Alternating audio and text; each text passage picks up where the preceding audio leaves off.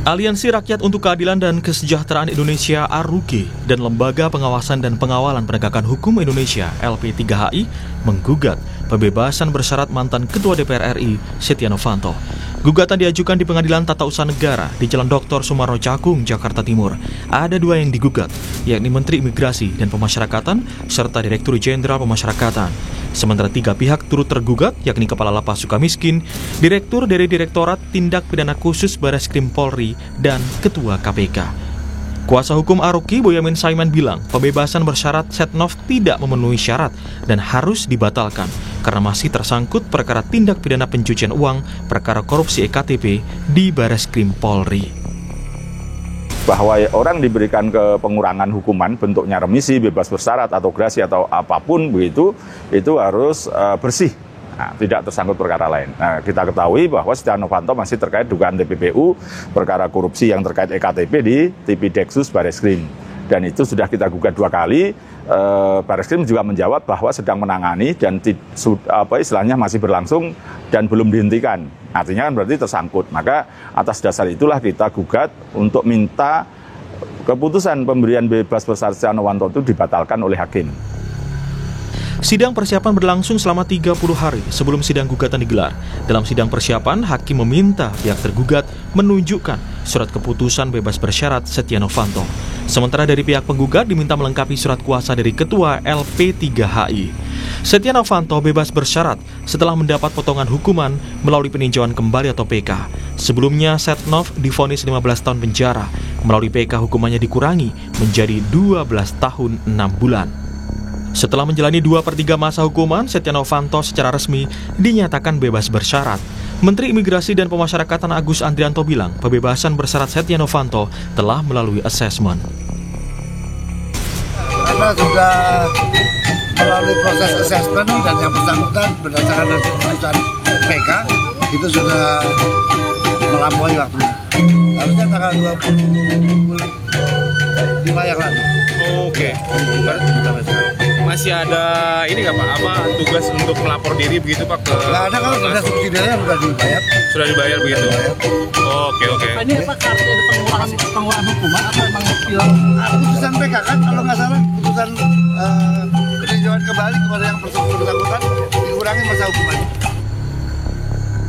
Pada September 2021, Mahkamah Agung mengabulkan permohonan peninjauan kembali yang memotong hukumannya menjadi 12 tahun 6 bulan. Serangkaian remisi juga diterima Setia Novanto sejak tahun 2023. Pada Idul Fitri tahun 2023, Setia Novanto menerima pengurangan masa tahanan sebanyak 1 bulan. Lalu pada 17 Agustus 2023, ia kembali mendapat remisi sebanyak 3 bulan masa tahanan. Di Lebaran 2024, Setia Novanto juga mendapat 1 bulan remisi dan pada 17 Agustus di tahun yang sama diperkirakan menerima potongan hukuman antara 1 hingga 6 bulan. Begitu juga pada Lebaran 2025, potongan hukuman terhadap Setia Novanto berkisar 15 hari hingga 2 bulan. Kini sidang gugatan bebas bersyarat Setnov tengah bergulir. Akankah Hakim PT UN mengabulkan atau menolaknya? Stefanus Wanggi, Kompas TV, Jakarta.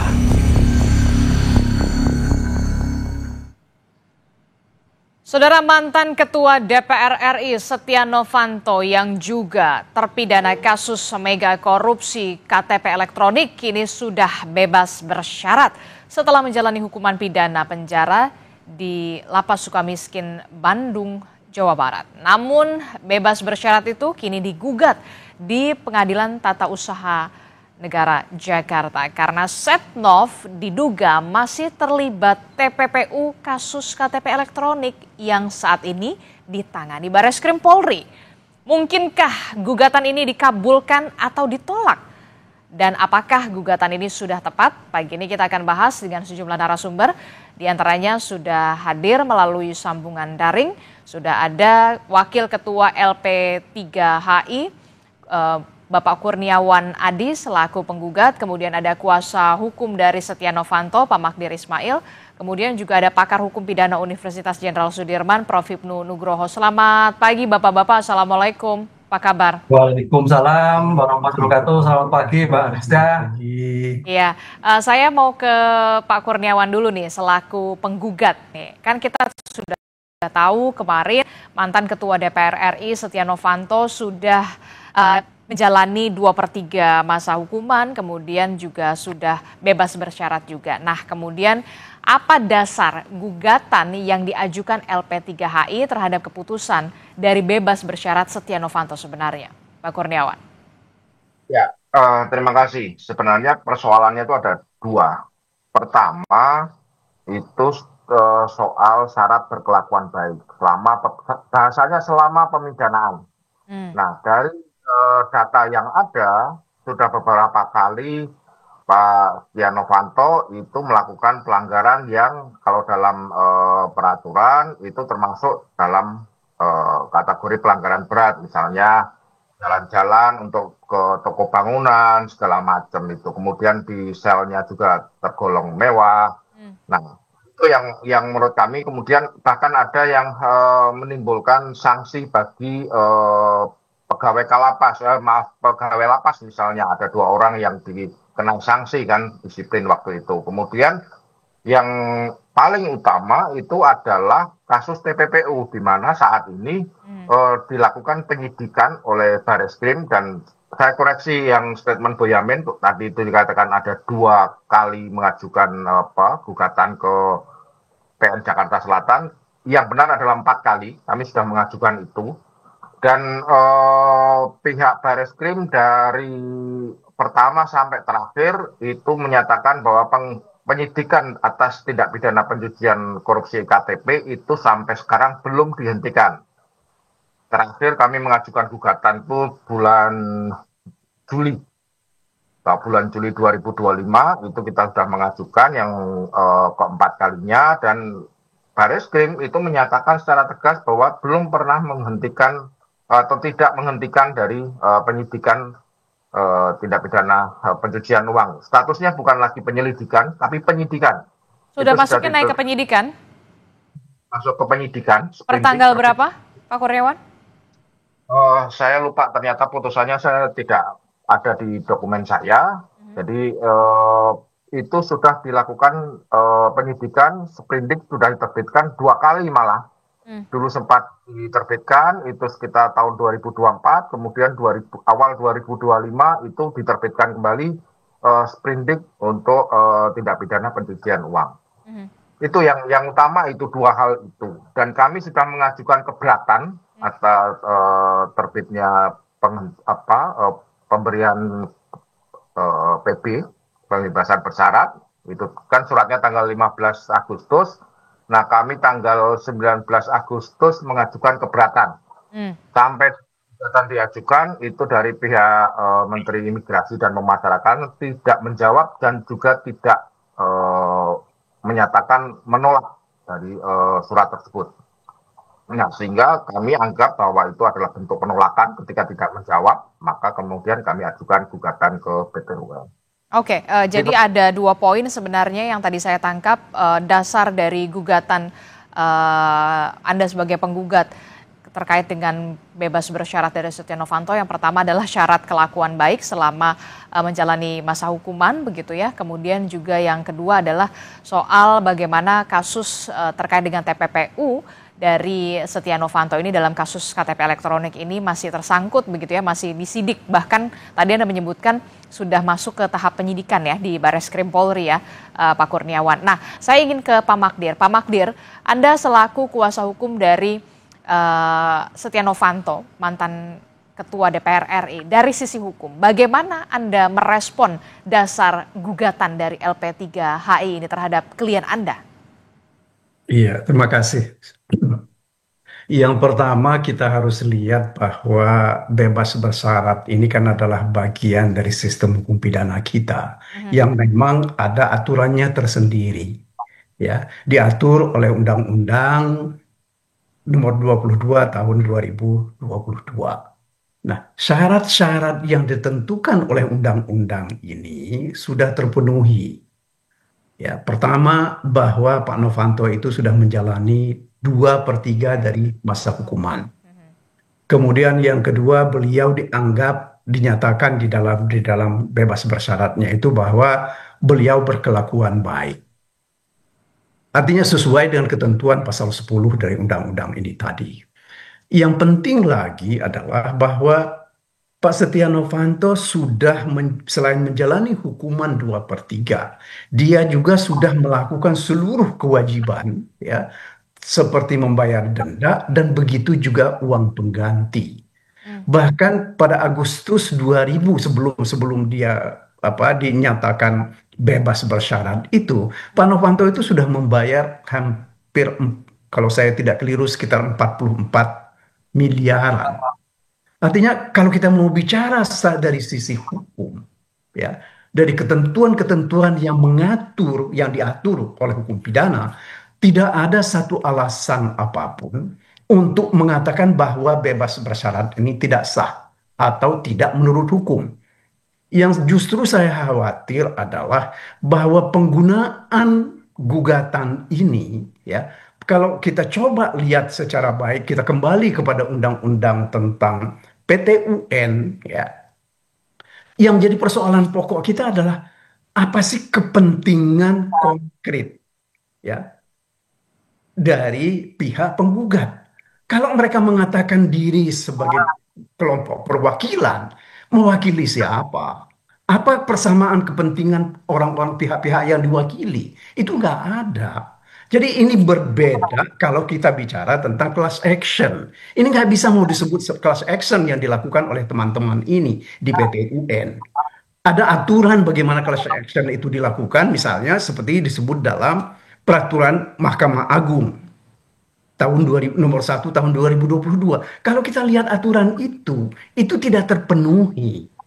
Ya, itu yang pertama yang saya ingin sampaikan. Kemudian yang kedua, dari sisi apa yang dikatakan oleh Pak Kurniawan tadi berkenaan dengan TPPU. Ya. Yang menjadi persoalan pokok dari awal di persidangan di IKTP itu tidak pernah jelas uang itu diterima oleh Pak Novanto. Sehingga uang yang dianggap diterima oleh orang lain, ya, karena menurut keterangan saksi dari pihak lain bahwa ada orang yang menerima atas nama Pak Novanto. Tetapi tidak pernah ada konkret uang itu diterima oleh Pak Novanto. Ya, itu satu. Kemudian yang kedua, ada juga terkait dengan, kalau saya tidak keliru, 2 atau sekian juta dolar. Itu adalah transaksi antara Anang dengan salah seorang juga menjadi terdakwa, kalau saya tidak keliru adalah, saya lupa namanya. Oke. Ya. Nah kalau begitu, ini di dalam perkara pokoknya saja tidak pernah jelas mana uang yang dicuci oleh Pak Novanto, ya, yang merupakan hasil kejahatan. Bagaimana mau dikatakan bahwa ini masih ada tersangkut perkara pencucian uang? Tapi kemudian menurut Pak Kurniawan, saat ini kasusnya ini sudah menaik ke tahap penyidikan. Ya, makanya justru karena itu yang mesti kita lihat, ya. Okay. Uang yang karena begini kan, aturan khusus tentang pencucian uang ini itu kan ada aturannya. Mesti jelas uang itu dari hasil kejahatan yang mana, nilainya berapa, dicucinya itu bagaimana caranya. Oke, baik. Saya akan pertanyakan lagi kepada Pak Kurniawan. Pak Kurniawan, kalau dari kuasa hukum Pak Setia Novanto gitu, Pak Magdir mengatakan mempertanyakan apa sebenarnya menjadi kepentingan Anda dan juga kawan-kawan untuk menggugat bebas bersyarat dari Setia Novanto. Kalau memang syarat untuk bebas bersyarat dari klien Pak Magdir Ismailis ini sudah terpenuhi. Pak Kurniawan, singkat saja. Pak Kurniawan. Oke, baik. Sepertinya tidak mendengar suara audio dari kita. Saya bergeser ke Prof. Hipnu. Prof. Hipnu, dari kacamata Anda begitu ya sebagai akademisi, terkait dengan gugatan ini, ada satu pihak yang menggugat bebas bersyarat dari Setia Novanto, kemudian atas dasar tidak berkelakuan baik selama masa pemidanaan, kemudian juga masih tersangkut kasus TPPU yang saat ini sudah naik tahap penyidikan di Barreskrim Polri, kemudian kalau dari sisi kuasa hukum Setia Novanto, ini semuanya sudah sesuai dengan persyaratan dari gugatan atau dari bebas bersyarat kliennya, yakni Setia Novanto. Anda sebenarnya melihatnya ini seperti apa? Apakah memang bisa nggak sih bebas bersyarat ini digugat atau seperti apa? Ya, terima kasih. Jadi gugatan terhadap Pak Kurniawan sebagai mewakili masyarakat itu adalah sebagai bentuk keinginan mencabut tentang pemberian bebas bersyarat. Ini yang jadi problem, pencabutan bebas bersyarat. Karena kalau kita lihat sejarah ini memang sejak dulu, Mbak, zaman Pak SBY itu malah ada PP tentang pembatasan bebas bersyarat, pembatasan remisi. Sekarang kembali itu melanggar hak asasi manusia. Diatur dalam undang-undang pemasarakatan itu hak narapidana, hak terpidana. Lah, oleh karena itu sekarang tadi Pak Mahdi menyatakan bahwa bebas bersyarat, remisi, kunjungan itu adalah merupakan hak seorang narapidana. Oleh karena itu, hak-hak ini pun kalau kita lihat ada syarat umum dan syarat khusus. Tadi Pak Kurniawan sebutkan. Yang jadi problem, ini melihat seperti saya baca ada keputusan Kementerian Hukum nomor 7 2022 disebutkan bahwa seseorang dapat dicabut tentang pemberian bersyarat ketika tersangkut atau terkait dengan suatu kejahatan tindak pidana. Ini yang menjadi yang bersangkutan itu sebagai tersangka atau sebagai terdakwa. Pertanyaannya, dalam hal ini Pak SN itu di Barreskrim itu 2018. Ini saya kira sebagai kritik juga ini. Masa 2018 sampai sekarang tidak ada penyelesaian. Kan perkara gantung ini. Tadi Pak Kurniawan kalau nggak salah sudah 4 kali menggugat. Nah, dalam hal Sprindik 2018 itu statusnya Pak Setia Novanto nggak jelas. Apakah sebagai saksi, yang saya baca loh, maaf nanti kalau keliru, yang sebagai saksi, apakah sebagai terdakwa, ataukah sebagai tersangka. Kalau kita kembali dalam keputusan kementerian, itu statusnya adalah sebagai tersangka. Nah, inilah yang saya kira sebagai bentuk kegamangan Kementerian Impas akan memberikan suatu bebas bersyarat atau tidak. Karena syaratnya jelas di situ. Dengan demikian dalam seperti ini tampaknya Kementerian Impas mengambil sikap ya, oh ini yang perkara yang sudah inkrah. Sedangkan yang perkara lain kan belum, statusnya belum ada. Itu Mbak yang saya kira ada titik cut off-nya yang menjadi Impas itu agak suatu gamang atau gimana menurut saya antara diberikan atau tidak. Gitu. Oke, jadi memang kita harus perjelas dulu status Setia Novanto di Barreskrim Polri ini kalau memang sudah naik ke tahap penyidikan, apakah statusnya ini sudah menjadi tersangka atau seperti apa? Karena ini kan kita masih belum jelas. Nah, jika memang sesuai dengan aturan yang tadi Anda sebutkan, bisa dikabulkan terkait dengan gugatan bebas bersyarat itu yang digugat dan Setia Novanto bisa kembali ditahan. Itu artinya seperti itu atau bagaimana pemahaman? Ya. Kalau kita kembali pada lex stricte dalam keputusan Kementerian Hukum dan HAM tahun 2022, syarat umum yang ditetapkan adalah bahwa seseorang narapidana tidak tersangkut perkara lain dengan status sebagai tersangka, sebagai terdakwa. Lah, ini Mbak, oleh karena itu kayaknya agak sulit juga nanti ya untuk dipertimbangkan. Tapi paling tidak, kalau saya sebagai orang hukum, Menteri Impas ini agak suatu gamangan. Jadi ada suatu kebimbangan apabila ada dua aturan akan membebaskan atau mencabut, diambil yang meringankan. Apa itu membebaskan bersyarat tadi? Karena syarat sebagai di KPK maupun di Barreskrim belum jelas. Memang masuk sidik, tapi statusnya apa? Kita merujuk pada keputusan Menteri Hukum dan HAM terkait bahwa statusnya harus sebagai tersangka. Ya, dampaknya kalau kita melihat seperti itu agak sulit untuk dipertimbangkan nanti kalau Hakim PT1 melihat status bahwa Pak Setio itu statusnya seperti apa di Barreskrim dan KPK. Begitu, Pak. Oke, bagaimana respon Anda, Pak Magdir, melihat penjelasan tadi dari Prof. Ibnu? Saya kira benar ya, karena sampai sekarang, sepanjang yang saya tahu, perkara terkait dengan perkara TPPU ini belum ada tersangkanya. Meskipun itu sudah sampai pada tahap penyidikan. Nah, kalau seandainya ini dikaitkan dengan, sekali lagi ya, dikaitkan dengan proses hukum yang ada di KPK, yang sudah diputus dan sudah mempunyai kekuatan hukum tetap, persoalan pokoknya adalah uang yang dilakukan dicuci itu yang mana? Ya.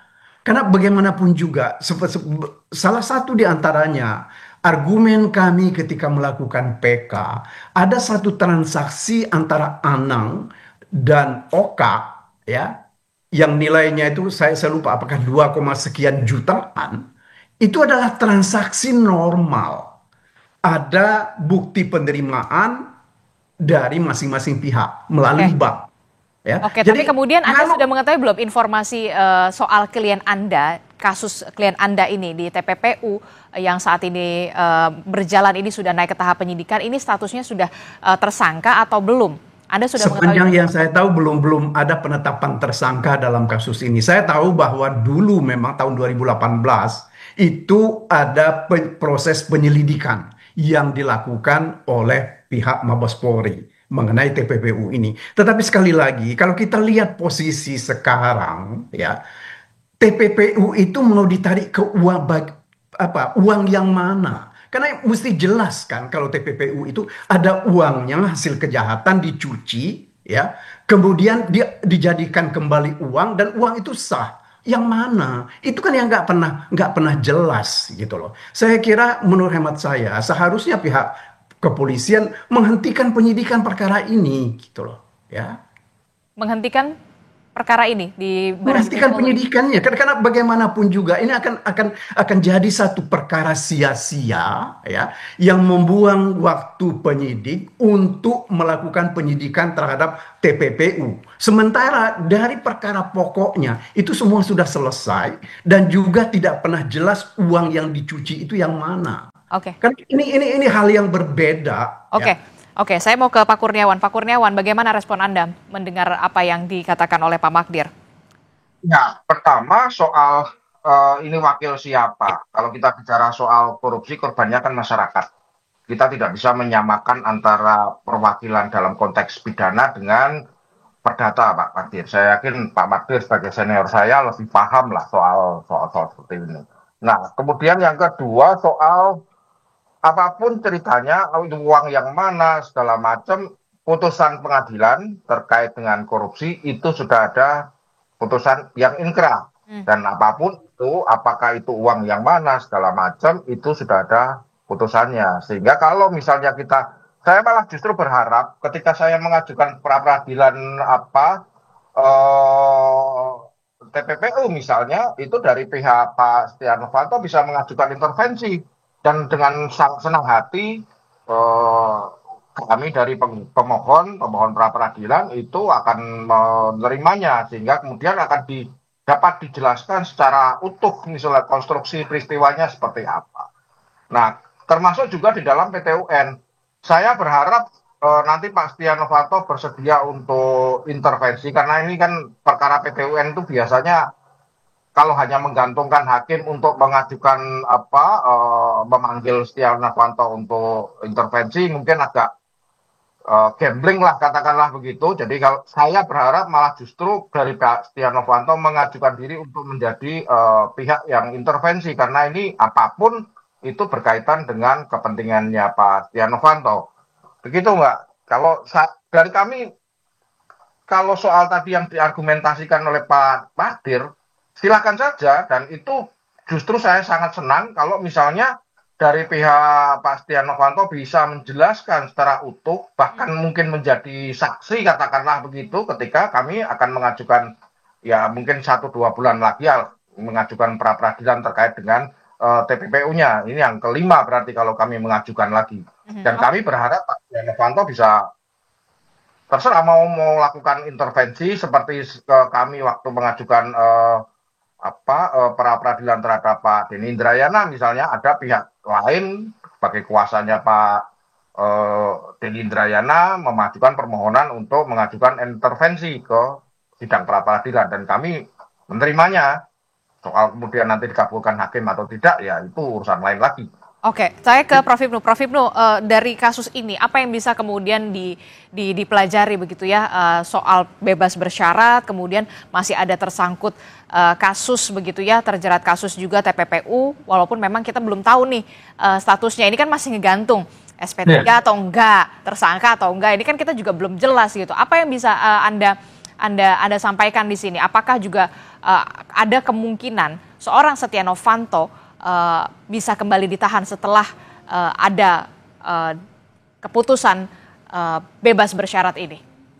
Iya, makanya begini Mbak, ini memang kayaknya penegak hukum melihat suatu subjek hukum seseorang itu harus komprehensif. Apakah masih terkait dengan perkara lain? Apakah masih terhadap perkara tindak pidana lain dan sebagainya? Karena kalau konteks dalam pemberian bebas bersyarat tadi saya katakan di peraturan Menteri Hukum dan HAM pasal 139, 135, 139 itu sudah jelas bahwa perkara seseorang tersebut dapat dicabut pemberian bersyarat apabila ternyata terkait dengan tindak pidana lain dengan status Tersangka sebagai atau terdakwa? sebagai status sebagai tersangka atau terpidana. Lah ini yang terjadi. Lah oleh karena itu dalam seperti ini kayaknya kita harus melihat bahwa seorang penegak hukum harus melihat satu, kedua dalam suatu penyelesaian perkara jangan gantung. Ini kalau kita lihat Pak Setia Novanto itu 2018 Mbak, berarti berapa? Sudah 6 tahun, 7 tahun. Statusnya apa? Nah itu loh, statusnya apa? Sebagai saksi, sebagai tersangka, atau bagaimana? Ini nggak jelas. Oleh karena itu dalam hal seperti tampaknya Menteri Impas agak gamang akan diberikan atau tidak berikan kan itu. Dengan demikian sebagai bentuk sebagai melihat sebagai bentuk seseorang terlibat di mana itu suatu penting sekali sehingga jangan sampai Mas Kurniawan sebagai ini nggak adil dong, ini perkara ini sudah gantung dari mana ya. Tapi kalau kita kembali pada normanya kembali, statusnya apa dulu lah, ini Pak Magdir kan seperti itu. Ini yang menjadi problem. Oleh karena itu satu-satunya sebagai seperti itu penegak hukum harus secepatnya menyelesaikan dengan apapun yang terjadi. Oke, berarti PR-nya sekarang ada di Barreskrim Polri ya untuk bisa mempublikasikan sebenarnya perkembangannya sudah naik tahap penyidikan, statusnya seperti apa, tersangka atau mau di SP3 begitu ya. Jadi biar jelas semuanya begitu ya, Prof. Hipnu. Iya, itu yang jelas. Karena tadi saya katakan di peraturan itu jelas statusnya sebagai tersangka atau terpidana. Sepanjang itu berarti tidak. Begitu, Pak. Oke, Pak Magdir, terakhir apa yang ingin Anda sampaikan? Ini kan klien Anda dari 2018 sampai sekarang juga kita belum jelas Barreskrim itu statusnya apa begitu kan? Apa sudah di SP3 atau kemudian sudah tahap penyidikan, sudah tersangka atau belum begitu? Apa yang ingin Anda sampaikan? Termasuk juga nanti saya akan berikan kesempatan juga ke Pak Kurniawan. Kalau saya sih begini ya, seharusnya status penyelidikan itu atau penyidikan kalau memang betul sudah masuk kepada penyidikan itu seharusnya segera dihentikan oleh pihak Mabes Polri dalam hal ini ya teman-teman penyidik perkara TPPU. Karena sekali lagi ya kalau akan bicara tentang pencucian uang kita harus kembali ke predikat crime-nya. Predikat crime-nya itu nanti terkait dengan sejumlah uang. Ya, uang yang mana yang memang betul-betul dicuci oleh Pak Novanto, uang yang mana yang pernah mampir ke tempat Pak Novanto. Jadi daripada mencoba mencari-cari ya proses hukum yang tidak jelas ujungnya, lebih baik itu dihentikan oleh pihak Barreskrim. Karena tidak ada untungnya buat negeri ini, buat bangsa ini dalam proses penegakan hukum ya terkait dengan perkara ini, karena perkara ini sudah selesai ya, semua orang sudah dihukum dan uang yang dikatakan sebagai kerugian keuangan negara itu sudah dikembalikan ya. Ini kan tujuan dari perkara korupsi itu kan adalah mencoba meminta kembali pengembalian dari orang-orang yang didakwa melakukan korupsi supaya mereka mengembalikan kerugian keuangan negara. Ketika itu sudah dilakukan, ya mestinya itu dihentikan. Baik. Tidak perlu dicari-cari yang lain. Apalagi kalau sekarang ini ada pihak yang mau menyalahkan pihak Barreskrim. Ya. Baik. Saya sudah tangkap maksud Anda. Saya ke Pak Kurniawan. Pak Kurniawan, kalau Pak Magdir selaku kuasa hukum dari Pak Setia Novanto wajar ini supaya di SP3 dihentikan ya, di SP3. Tapi kemudian dari Pak Kurniawan sendiri, apa harapan terbesar Anda begitu soal gugatan ini dan termasuk juga saya melihat ini menjadi PR betul yang memang harus menjadi perhatian khusus dari Barreskrim Polri, jangan sampai digantung ini statusnya dari Setia Novanto sudah SP3 belum atau sudah tersangka belum, ini kan kita juga belum tahu, belum jelas ini nasibnya seperti apa. Silahkan Pak Kurniawan. Ya, makanya tadi saya sampaikan bahwa kita akan selain gugatan PT UN, kalau gugatan PT UN itu lebih ke soal pembebasan bersyarat, tapi soal TPPU-nya mungkin dalam 1-2 bulan ini kita akan segera ajukan ke Pengadilan Negeri Jakarta Selatan, dan kami berharap dari pihak Pak Setia Novanto bisa apapun lah, mungkin apakah intervensi atau menjadi saksi bagi Bareskrim untuk mencapai tujuannya apa.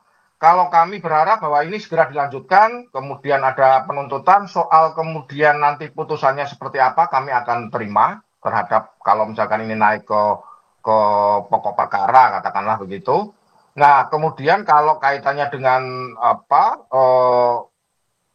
PT UN, nah kami juga berharap selain nanti Bareskrim, karena Bareskrim kami tarik sebagai pihak turut tergugat satu, maka dia bisa menjelaskan, Bareskrim bisa menjelaskan posisi kasusnya seperti apa, sudah sampai tahap apa, sudah terbit sprindik, tapi kemudian tidak jelas perkaranya arahnya mau kemana. Nah, dan saya juga berharap nanti pihak Pak Setia Novanto bisa mengajukan intervensi sebagai pihak yang berkaitan langsung dengan objek sengketa, begitu Mbak. Oke, terakhir Prof. Hipnu, apa yang ingin Anda sampaikan dari kasus ini, terutama untuk Bareskrim Polri kalau saya melihatnya begitu ya, untuk bisa menjadi kunci ya di kasus ini. Iya, Mbak. Jadi ini sebagai bentuk pembelajaran bahwa penyelesaian sebagai bentuk asas cepat biaya ringan itu harus jelas-jelas perlu untuk diimplementasikan. Karena perkara ini kalau kita lihat sudah 7 tahun, gantung ini posisinya. Saya kira kita tidak berkeinginan dalam konteks ilmu hukum. Secepatnya, apa yang dilakukan? Apakah dinaikkan? Apakah dihentikan? Itu suatu putusan yang serba sulit, karena apalagi era sekarang dalam rangka konteks pemerintah pemberantasan korupsi, tapi itu suatu pilihan. Karena apa? Ini terkait dengan pihak lain, pihak impas yang akan menentukan nasib seseorang. Apakah diberikan atau tidak? Ini yang terjadi. Jadi konteks suatu penyelesaian hukum itu tidak hanya perkaranya, tetapi juga hak-hak yang harus dimaknai, hak-hak yang harus diberikan seseorang terpidana atau tersangka dalam suatu proses hukum. Sehingga jangan sampai terjadi suatu pelanggaran hak asasi manusia. Oke, gitu, Mbak. Baik, terima kasih penjelasannya Prof. Hipnu Nugroho telah bergabung bersama kami. Sebelumnya ada Pak Kurniawan selaku penggugat dari Wakil Ketua LP3HI, kemudian juga ada Pak Magdir Ismail dari kuasa hukum Setia Novanto. Terima kasih Bapak-Bapak, sehat selalu. Assalamualaikum. Selamat pagi.